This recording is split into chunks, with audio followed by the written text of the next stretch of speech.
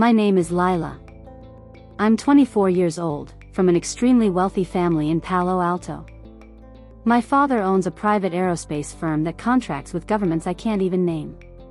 Growing up, everything was guarded: the house, the cars, even the friends I was allowed to have. But none of that mattered when I met Marco. It was a Friday afternoon. I was standing outside a boutique cafe, irritated that my iced oat latte was taking forever, when I saw him. Helmet tucked under one arm, engine idling beside him, sun catching the oil-stained leather jacket he wore like armor. He looked like the kind of guy my parents would call a distraction. He dropped off 2 boxes at the cafe, then stepped out to take a call. That's when our eyes met. I swear time slowed. I know how cheesy that sounds, but it happened. He grinned first.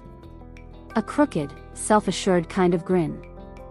I'd been proposed to twice already in the last year by finance bros and heirs, and not one had made my heart flutter like that smile did. I approached him. "Nice bike." He smirked. "Nice shoes. You don't look like someone who talks to delivery drivers." "Maybe I'm not. Maybe you're just the exception." That's how it started. We started seeing each other in secret. He'd pick me up on the Ducati late at night, when my father's security team switched shifts. We'd ride along the coast, stop at hidden beaches, or just sit at gas stations eating microwave taquitos and laughing about nothing. He never pushed. Never asked about the family money. Never even commented on my designer bags or chauffeured lifestyle. He treated me like a person, not an inheritance. And for the first time in my life, I felt real. Of course, I told no one. Not my friends, they'd snitch. Not my mom, she was deep in her wine and retreats era. And absolutely not my father. But I should have known. My dad has a saying: trust is for amateurs. Surveillance is for professionals. He noticed the late-night outings. The lipstick traces not on wine glasses but on my helmet. The subtle joy in my voice when I came home at 2 a.m. He didn't yell. He didn't confront me. He tracked Marco. One night, while Marco and I sat watching city lights from the old fire lookout on Skyline Boulevard, my dad was listening. Because somewhere between our last hug and my stolen kiss, he'd slipped a micro-listening device into Marco's jacket lining. I didn't know. Not until it was far too late. 3 days after our Skyline ride, I came home to find my father in his study, sipping whiskey like it was a funeral. His voice didn't rise. He didn't throw a fit. Instead, he waved me in calmly and tapped his index finger against a sleek silver laptop. "Sit," he said. "You're going to listen to this before you decide what kind of man you're really dating." I almost left. I should have left. But I sat. He pressed play. It was Marco's voice, crackling slightly, picked up through the hidden mic sewn into the inside pocket of his jacket. "She's a nice girl. I mean, really nice. But I'm not stupid. You know who her dad is, right? The guy basically builds weapons for the world. If I play this right, I'm set for life." Silence. Then laughter. From another guy. "Marco again. I just gotta make her fall hard. Say the right things, keep it casual. Keep her on the hook. These rich girls are all the same. They want danger, not diapers. Let her think she's slumming it with me while I'm playing my cards right." I couldn't breathe. I felt like I was falling sideways. My fingernails dug into the leather of the chair, trying to anchor myself in reality. My father didn't look at me. He just kept sipping his drink. More crackling. Then one final sentence from Marco. "By the end of the year, I'm gonna have her wrapped around my finger. Maybe even get a marriage out of it." Imagine the prenup I could flip. I stood up so fast the chair skidded behind me. "That could have been anyone," I lied, instantly recognizing his voice, his slang, the exact way he said, "wrapped around my finger." My father finally turned to me. I had that jacket scanned before I planted the mic. No one else wore it. That's your Marco. He let the silence hang in the air. The final blow came with a folder he slid across the desk. Inside, printed screenshots from Marco's private Instagram under an alias. Photos of him partying with other girls. Captions like, "Hustle the trust fund, flip the lifestyle." And that's when I snapped. I didn't cry. I drove. Straight to Marco's garage in East San Jose. The sun was setting behind the chain-link fences and graffiti-tagged buildings as I pulled up in my Porsche and walked into his work bay like a storm. He looked up, smiling. "Lila? What a surprise." "Shut up." The silence that followed was seismic. I pulled the jacket from his locker, the one I'd seen him wear every single night, and held it up. "Recognize this?" That's where the mic was. "You think I wouldn't find out? You think my father, the man who contracts with intelligence agencies, wouldn't know how to protect his daughter?" His face dropped. "Wait, what mic? What are you talking about? Don't you dare." I tossed the folder at his feet. Photos fanned across the oil-stained floor like fallen feathers. He didn't even try to pick them up. "Did you ever actually like me?" I asked. His mouth opened. Closed. And then he said the one thing that broke me more than all the recordings and lies put together. "I liked the idea of you." I left. That night, I didn't eat. Didn't speak.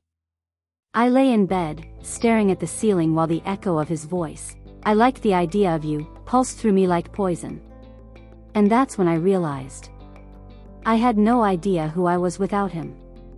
The next morning, I woke up to 3 missed calls, all from Marco. No voicemails, just missed calls like he thought I might forget everything if he rang enough times.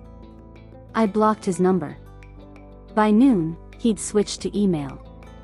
Subject lines like, "Can we talk?" and "I was drunk, it was just talk," cluttered my inbox. I didn't open a single one. But I read the previews. They were all lies dressed up as regret. By evening, he escalated, showed up outside my building, leaning against his bike like nothing happened. Security called. I had them send him away. I felt hollow. Not angry anymore. Just stripped. I kept going through the motions. Pilates at 6 a.m., private tutoring with my Mandarin coach. Volunteering at the foundation. But everything felt fake. Like I was walking around in someone else's skin. It wasn't until I overheard my father on the phone that things started to snap into place. He was in the hallway outside his office. The door was ajar. "No, she doesn't know I bugged him. She thinks I did it to protect her, which works." I stopped breathing. "Yes, I got the recordings. Yes, the photos too. We'll keep it in the file in case he tries anything." He paused, then chuckled. "It's amazing how quickly people show you who they are when they think no one's watching." That night, I stared at my reflection in the mirror for what felt like hours. My father hadn't done it for me. He'd done it for control. Control over who I loved. Who I trusted. Who I was becoming. Marco may have broken my heart, but my father broke my sense of safety. I confronted him the next morning. Not with tears. With questions. "How long have you been tracking my phone?" He blinked. Paused. Then answered like it was the most natural thing in the world. "Since your second year of college." "Did you bug my car too?" "Yes." "What about my apartment?" He didn't answer. Which said everything. I left. Packed a weekender and drove to my godmother's vineyard in Napa. She'd always said I could come if I ever needed space. I needed space like air. She didn't ask questions. Just handed me a glass of red and pointed to the guest cottage. I spent 3 days there. No calls. No texts. No surveillance. Just quiet. Fields of grapes. Sunsets without tension. On the fourth day, my mother showed up unannounced. Her makeup was flawless. Her expression wasn't. "Your father's worried." "Good. He should be." She exhaled. Sat down across from me. "He didn't mean to hurt you. He was just protecting you." "No. He was protecting his version of me. The obedient daughter. The legacy." She looked down at her lap. Didn't deny it. Then she reached into her purse and pulled out an envelope. "This came for you. Addressed to the house." I took it, cautiously. It was handwritten. No return address. Inside was a single photo, Marco, standing in front of a pawn shop, selling what looked like a silver bracelet I'd given him for his birthday. On the back, in thick black Sharpie, "Just in case you thought he was still worth crying over." There was no signature. No explanation. Just another reminder, in my world, love came with conditions. And surveillance. I didn't go back to Palo Alto right away. Instead, I stayed at the vineyard with my godmother, helping prune vines in the mornings and sleeping like I hadn't slept in years. She never asked questions. Just passed me the shears and trusted I'd talk when I was ready. It took a week. I finally told her everything, about Marco, about the bug, about my father's control. She didn't interrupt once. When I was done, she poured me another glass of wine and said, "Your father doesn't trust people. But that doesn't mean you shouldn't." That hit me harder than I expected. When I returned to Palo Alto, things were different. Colder. My father tried to act like nothing happened. My mother hovered. The house felt like a glass museum, all polished, all fake. Marco had stopped trying to reach out. Or maybe he got bored when he realized there was nothing left to gain. What surprised me was what came next. My father invited me to a family dinner. Just us three. I assumed it was going to be another lecture. But halfway through the salad, he slid a file across the table. Inside, a portfolio. Property in Sausalito. A business account. A car title. Everything under my name. "I was going to give you this next year," he said, "but maybe it's time you stepped into your future now." I blinked. "Is this a bribe?" He didn't flinch. "It's a transfer of responsibility. You're not a child anymore. I was hard on you because I thought I had to be." I pushed the folder back. "You didn't protect me. You trained me to fear trusting people." He didn't argue. Just said, "Use it however you want. Make something that's yours." And for the first time, I realized something. He wasn't apologizing. He was relinquishing control.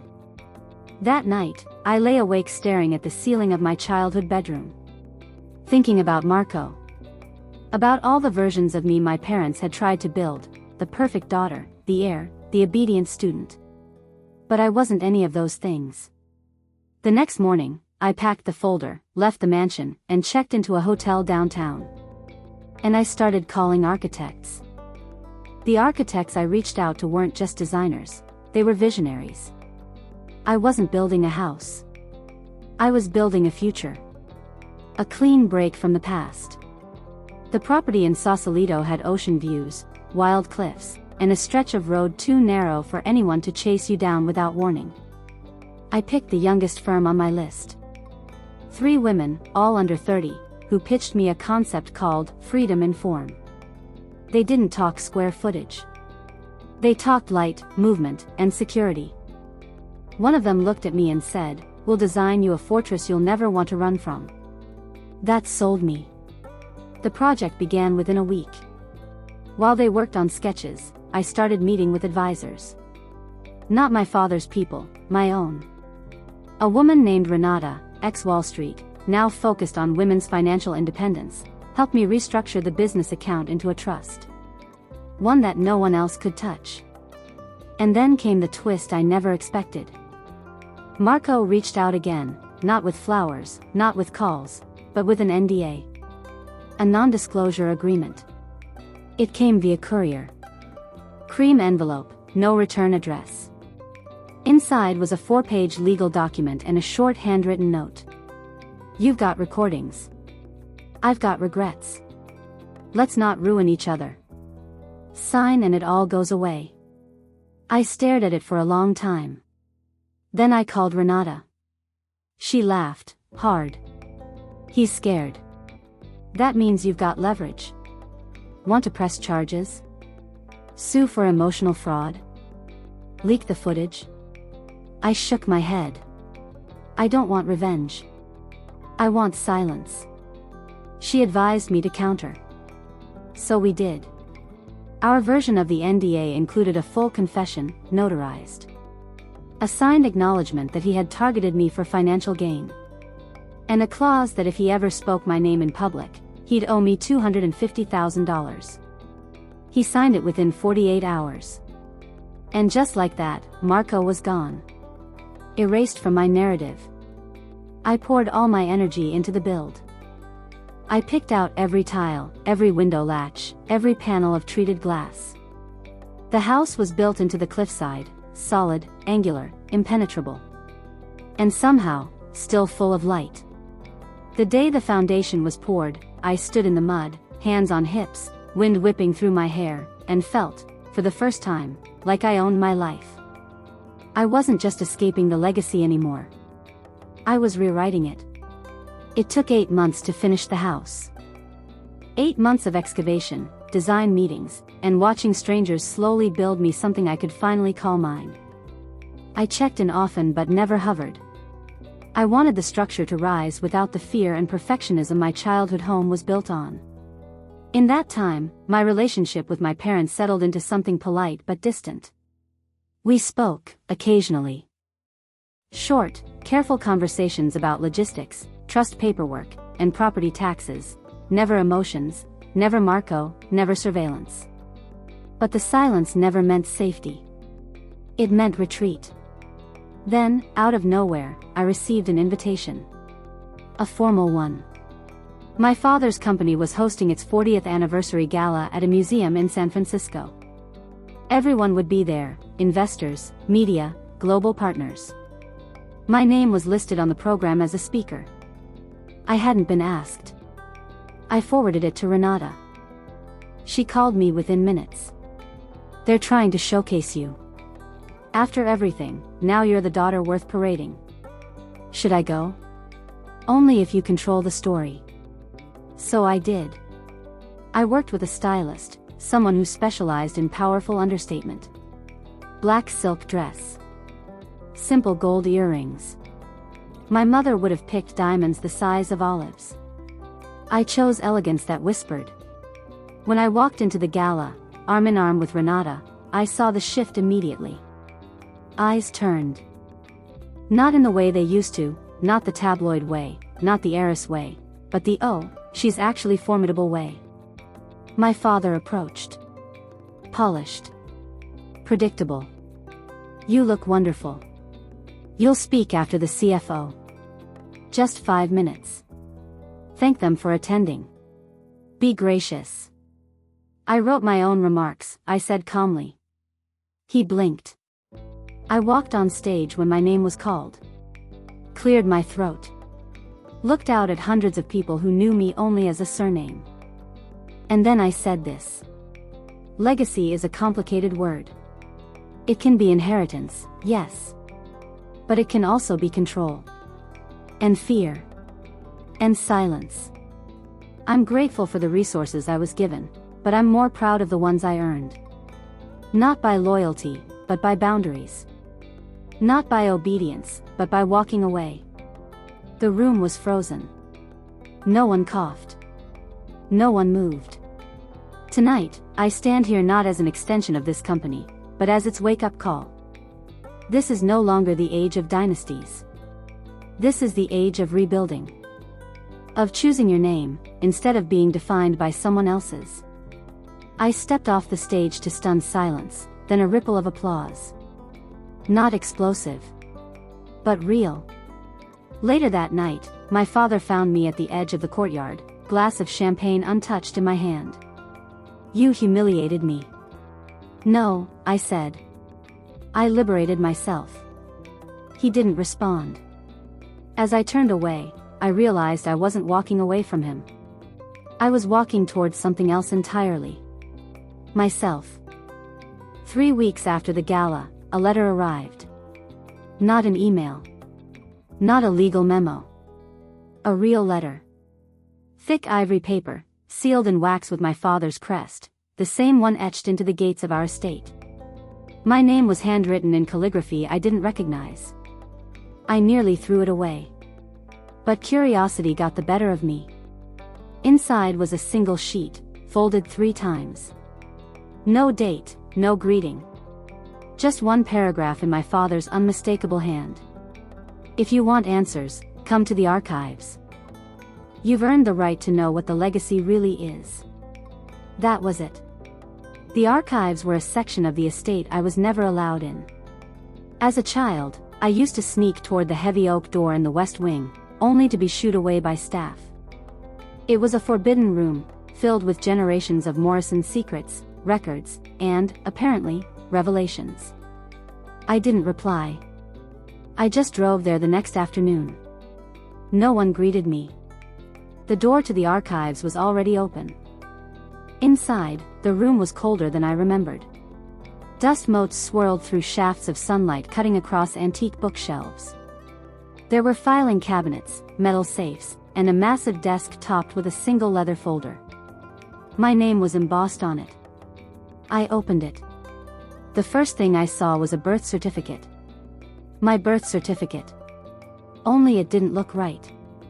My mother's name was there. My father's was not. I flipped to the next page. A paternity report. Dated 1999. My father's name was listed, with a 0% match. I froze. The next pages were letters. Handwritten ones. From a man named Julian Reed, a name I had never heard before. Letters addressed to my mother. Some loving. Some angry. All written in the first 5 years of my life. They spoke of visits he was denied, phone calls ignored, promises made and broken. And then a court document, a legal settlement. My mother had paid Julian a large sum in exchange for him relinquishing parental rights.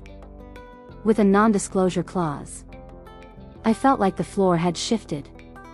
For 24 years, I had been living under the weight of a legacy that wasn't even mine. I wasn't my father's heir. I was a placeholder. A cover-up. I took the folder and left. That night, I didn't sleep. I paced my hotel suite, every lie unspooling in my mind like threads pulled from a too-tight corset. All the control, the surveillance, the protection, it wasn't because I was his. It was because I wasn't. And yet, he still gave me the estate. The money. The power. Why? The next morning, I called him. He answered on the second ring. I read the file, I said. Then you understand, he replied. No. I don't. There was a pause. Then he said, because you're still the most capable person I've ever raised. Whether you share my blood or not. It wasn't love. It wasn't apology. But for once, it was truth. And somehow, that mattered more than the legacy ever did. I tracked him down in a week. Julian Reed. Former music producer turned recluse, now living in a quiet coastal town outside Monterey. It didn't take much digging, he'd stayed off the grid, but the letters in the archive folder gave me just enough clues to trace his property records and a defunct publishing company. I drove down alone. His house was nothing like the Morrison estate. No gates. No guards. Just a small Spanish-style bungalow covered in ivy, with wind chimes on the porch and mismatched terracotta pots crowding the entryway. I knocked. Twice. The door creaked open.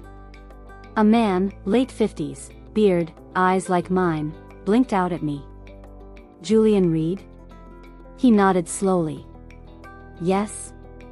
I'm Lila. His face changed instantly. Not surprise. Not denial. Just quiet, bone-deep recognition. "You look like your mother," he said. Then, with more hesitation, "Do you want to come in?" We sat in his kitchen. He made tea without asking if I wanted any. I didn't touch it. I told him I found the letters. The documents. The settlement. That I knew. Julian sighed. A long, weathered sound. "She didn't want you to know. She thought it would ruin your life." "She already ruined it," I said. He nodded, staring into his cup. I tried to fight her. But she had money, power, lawyers. I was 27, broke, stupid, and angry. I signed the papers because I thought one day you'd come looking anyway. "Why didn't you try again later?" "I did. Your father made it clear I wouldn't get close. He threatened to destroy me if I did. And he could." I sat back, stunned. Of course he could. My father controlled contracts with military-grade firms. Crushing a former songwriter would have been child's play. Julian reached for something in a drawer. Pulled out a small leather box. Inside were photos, Polaroids.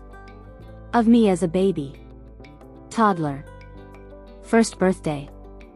Ones I didn't know existed. "I used to park across from your preschool and just watch from the car," he said softly. "Your mom never knew. I didn't want to scare you." My throat burned. We didn't talk for long. Just an hour. But it cracked something open in me. A space that had always felt hollow. Not because I was missing a father, but because I had accepted someone else's version of who I was. I left with the box of photos and no promises. Driving back to Sausalito, the fog rolled in thick and fast, but for the first time, I didn't feel lost in it. I felt found. I didn't expect the call. It came 3 days after I met Julian. I was at the Cliff House, standing barefoot in the unfinished kitchen, watching the fog roll over the water, when my phone rang. Unknown number. I let it go to voicemail. Minutes later, Renata called. "You need to come to the firm," she said. "Now." I showed up an hour later, no makeup, hoodie over my head. Renata was waiting with a legal associate I didn't recognize and a stack of documents already highlighted.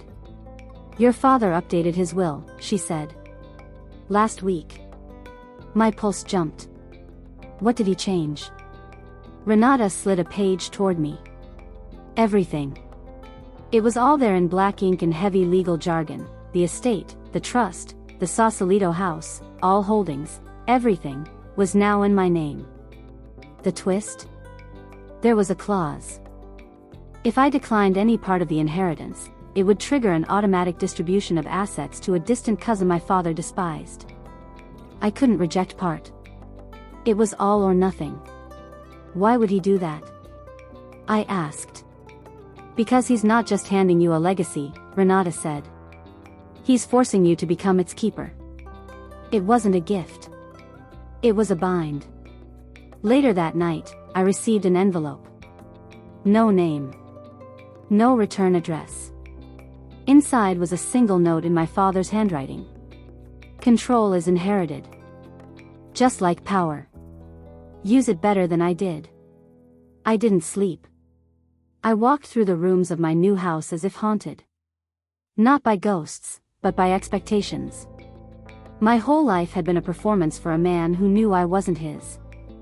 And still, in his final move, he tethered me to the machine he built.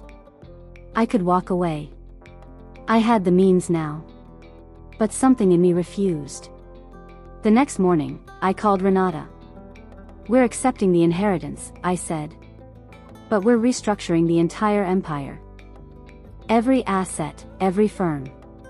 I want it leaner, cleaner. Transparent. She smiled through the phone. You're not escaping it, are you? No, I said. I'm rebuilding it. Later that week, I mailed one more letter. To Julian. Inside was a photo of me as a baby, the one he kept in that little box, and a note. I don't know if I'm ready for the word Dad. But I'd like to start with lunch. We met for lunch at a quiet cafe near the marina. Julian was already there, waiting with a copy of The New Yorker folded neatly beside his coffee. He looked up and smiled, not nervously, not smugly. Just present. "I didn't think you'd really show," he said. "Neither did I admitted. We talked for 2 hours. About nothing and everything. About music, architecture, the 90s. I didn't ask him to explain the past. He didn't ask me to forgive it. It wasn't about catching up. It was about starting fresh. When we stood to leave, he handed me something wrapped in soft velvet. Inside, a vintage gold pendant. Etched on the back, "To Lila, for the path you make." "You don't have to wear it," he said. "I just wanted you to know you've always had someone in your corner.